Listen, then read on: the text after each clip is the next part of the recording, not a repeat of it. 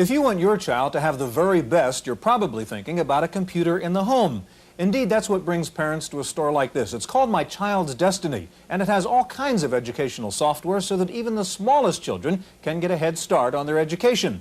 Today, we're going to be looking at educational software for preschoolers and post-schoolers on this edition of the Computer Chronicles.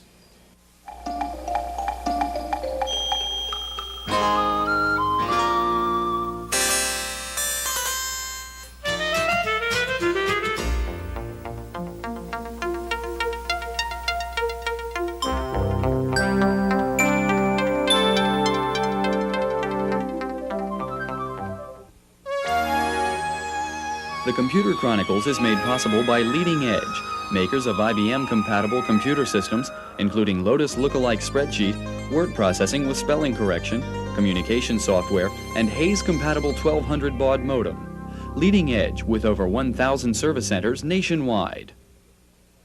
Additional funding is provided by McGraw-Hill, publishers of Byte. Byte's detailed technical articles on new hardware, software, and languages cover developments in computer technology worldwide.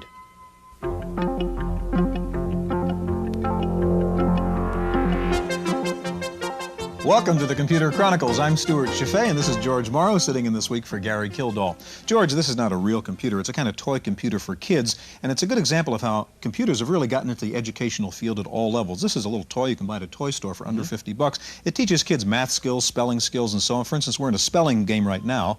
The correct answer is C-U-P, cup. And it's asked the kid to spell what that picture is, and it's a cup, and you can see the computer actually talks. Now, last week we were talking about educational software in the schools. Today we're talking about educational software for home use, for individual self-improvement, on-the-job training, that kind of thing. Computers have been blamed for putting people out of jobs. You think computers can be used effectively to train people for the new jobs? Well, Stewart, I've spent a lot of time with user groups, and the professionals are using this as a transitional tool now. It's obvious talking to them. The challenge for the industry is going to be to put some entertainment in some of these products so that people in professions other than people like accountants and things like that will be able to make transitions the same as those people are. And I guess this is a good example of combining entertainment with education. Sure. We're going to see some real cutting-edge examples of educational software today, including Laserdisc, computer combinations, and online electronic university classes. Now, one nice thing about using a computer in education is that with a computer you can be a student anywhere, even at home on your ranch. It's 35 miles to downtown San Francisco from the AAG Ranch in Pleasanton, California. Lord S. Giovannini makes the trip to the city every day, where she holds a full-time job at a medical office. She's also raising 2 children, and she helps out at the family's Peruvian horse ranch. Lord S. does not have much spare time, so when she decided to take college courses, she looked for a different approach. Her solution was to enroll in classes online through her personal computer. With a modem and software supplied by the Electronic University, Lourdes can follow her lessons in business law on her own time, from her home or at work. The course is personalized to her level of prior study. Lessons appear on the screen, much like a typical software tutorial, but the course is closely based around a textbook. Like any online database, the Electronic University provides students with information resources. But alongside a standard encyclopedia and reference database, the communications link is interactive, much like an electronic bulletin board. Lourdes takes her exams on the computer and finds out the results about 48 hours later.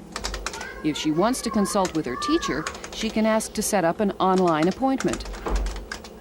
Educational telecommunication services are clearly limited in their course offerings, although some even offer master's degrees. But for students who are faced with time constraints and adult responsibilities, the opportunity to pursue higher education over a telephone line is a reward in itself.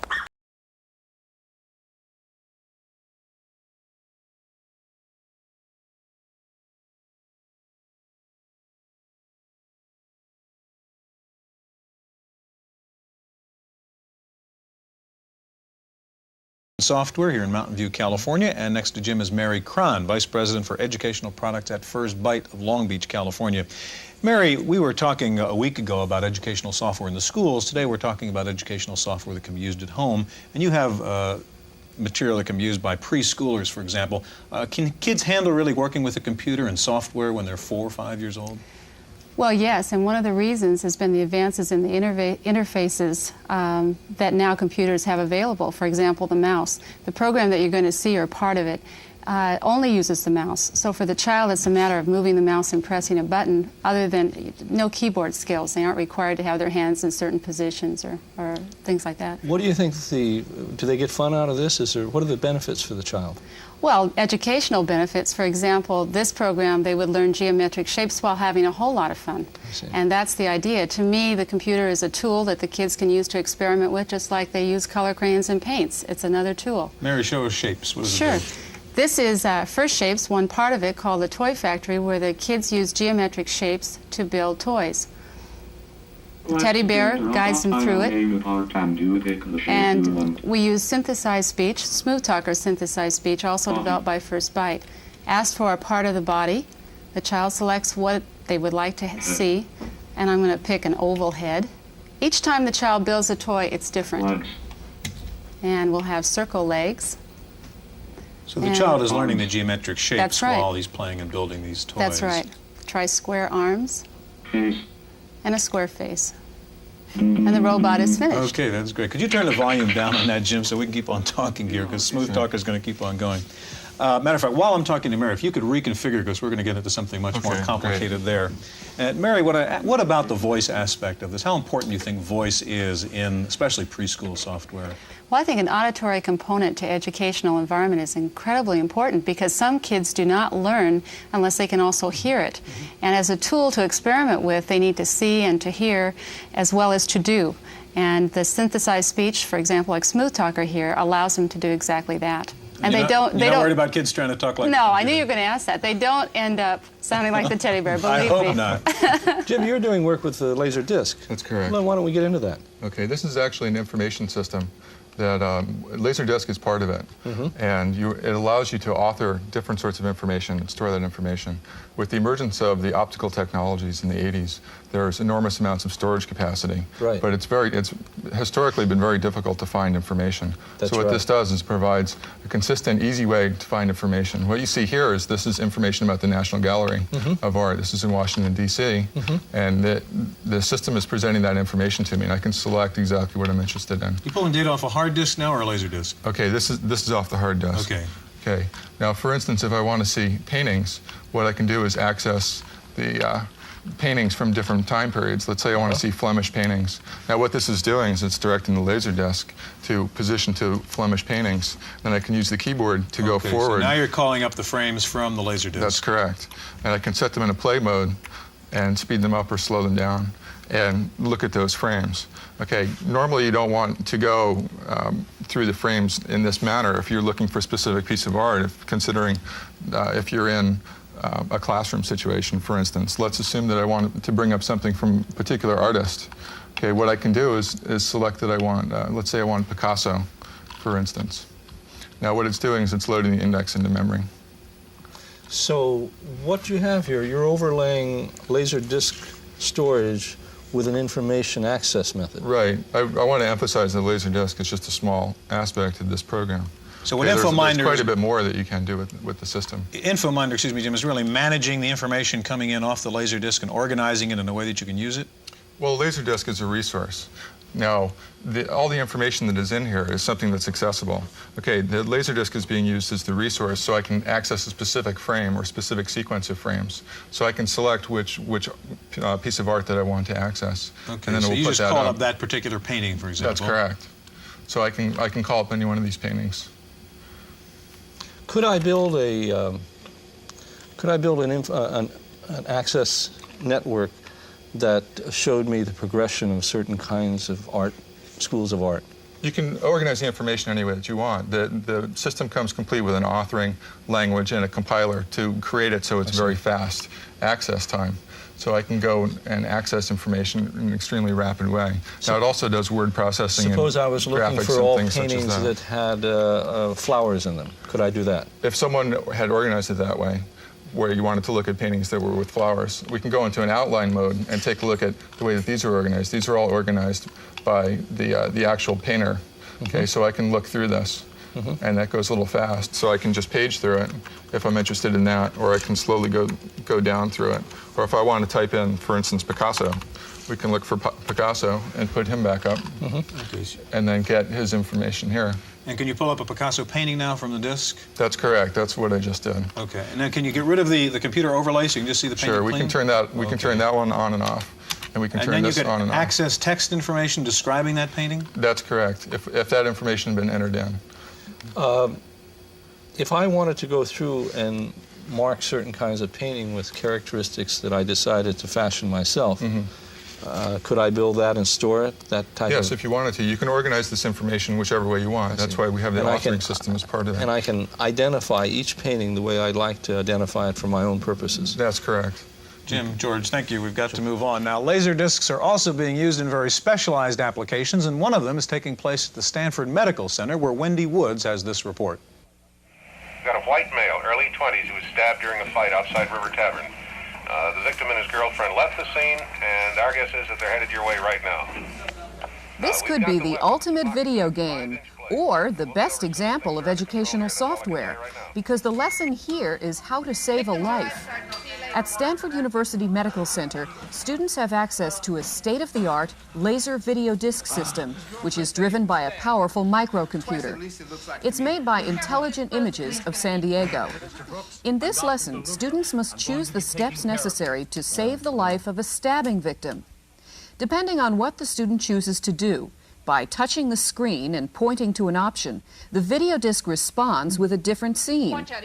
If the wrong choices are made, the patient dies. Instructors see the system as a powerful teaching tool. This gives them immediate feedback, which is nice, and gives them the chance to manage a patient all by themselves, which is something that they don't get to do until very late in their careers most of the time. Certainly with the video disc being boosted by the computer, the capability is growing tremendously. A lot of hospitals and medical schools are very interested in getting this type of system such as we have here, and I think it's a learning tool of the future.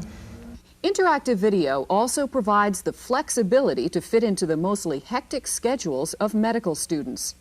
But most importantly, these lessons are perfectly suited to this medium. If a student makes the wrong choices, he can go back and try again. Real life in the emergency room is not as forgiving. Well done. For the Computer Chronicles, I'm Wendy Woods. Hey, we're a crack team.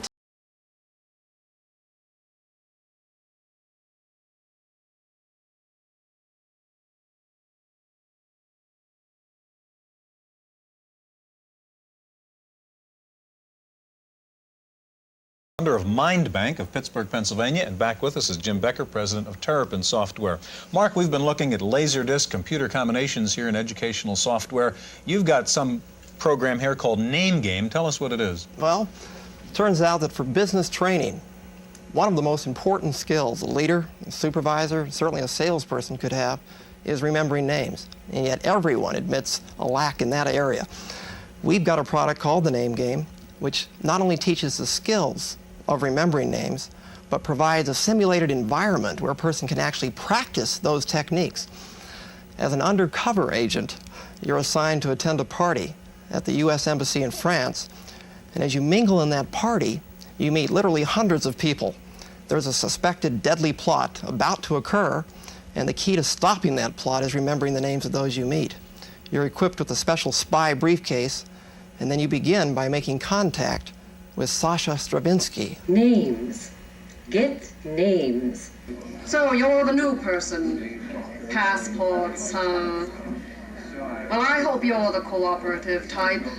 Too many petty jealousies around here. I'm Carol Miller, the administrative officer of this embassy. Wonderful woman. Now, the computer will randomly present you. You're not going to recognize this guy, right? Exactly. You're new around here. You do remember. Tom Fogarty. Come to me for advice. Okay. The new ones always do. So, you know who I am. and now I get a chance to identify That's him. right. Who is it? Tom Fogarty. All right, let's type in Susan Smith. Okay. Thumbs down. I missed. Names are important. I'll never forget the time I was called back to the Pentagon. One of those briefings. Dozens around the conference table. If I hadn't recalled Colonel Haskins' name, I never would have had the chance to make my famous suggestion about troop rations. Did I ever tell you that story? As you can see, this will go on and on, totally unpredictably. What else are we going to get from you? We've got a whole series of courses on everything from sales management to supervisory skills, technical skills. All as interesting as this? All of them interactive simulations you can strap yourself into as you literally immerse yourselves in experiences and learn by doing. Mark, we're out of time. You got to develop a program for time management for me, okay? We're going to be back in just a minute with two different approaches to online education, so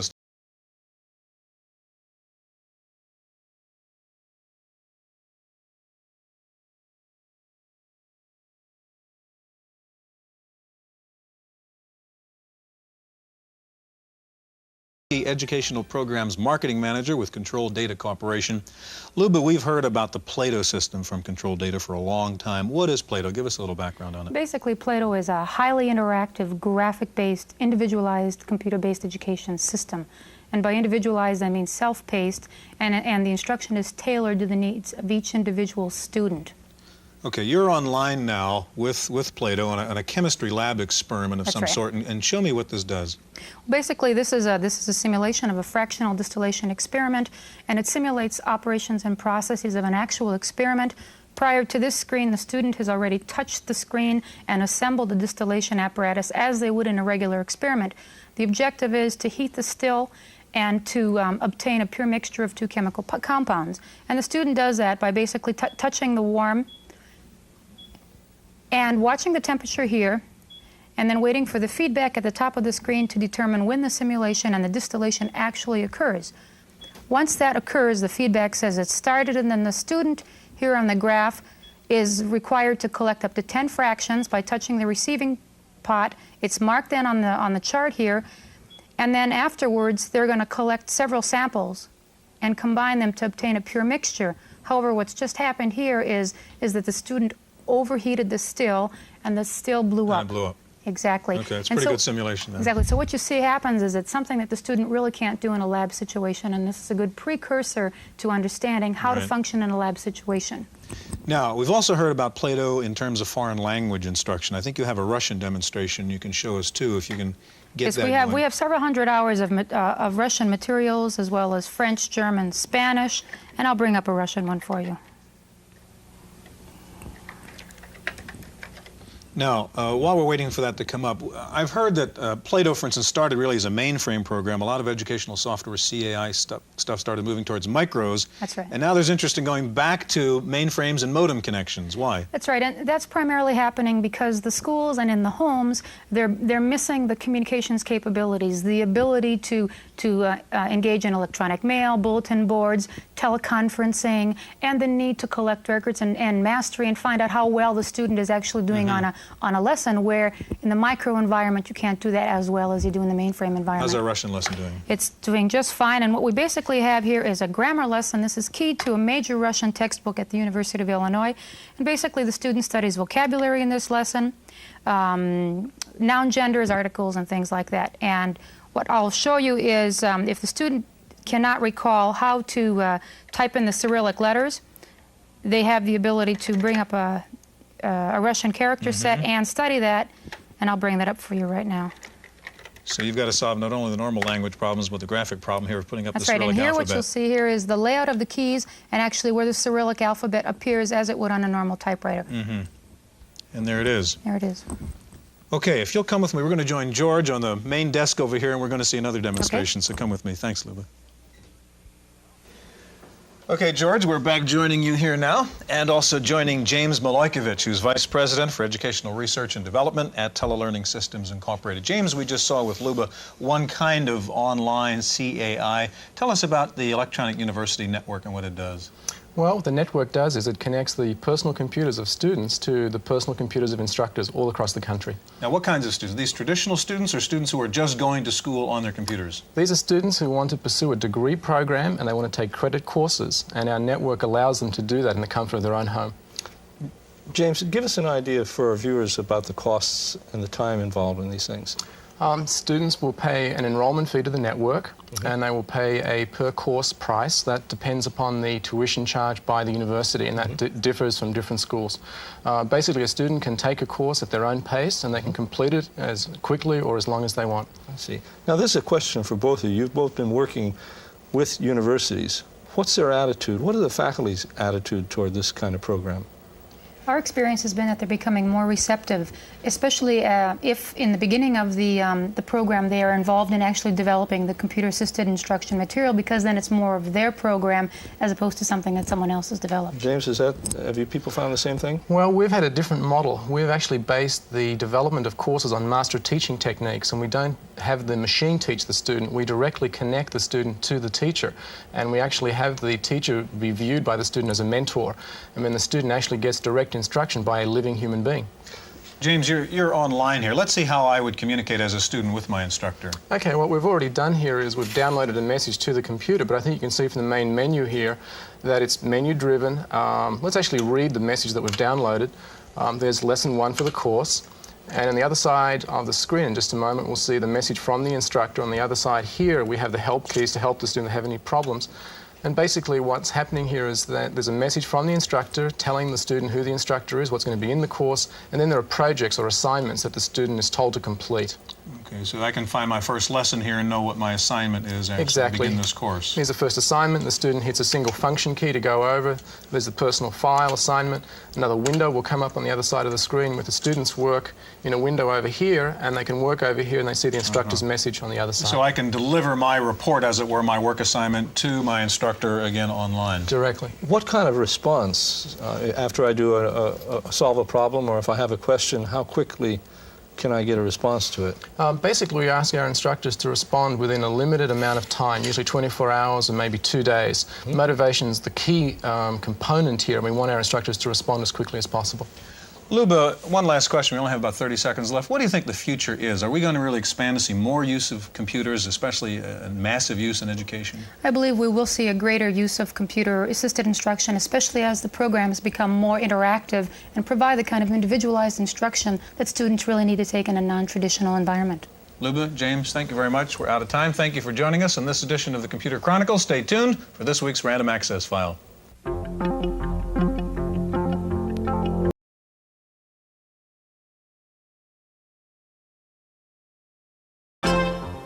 In the Random Access File this week, the new Apple IIgs is due in retail stores any day now. The basic machine will sell for just under $1,000 and include 256K and its much touted enhanced graphics and sound modes.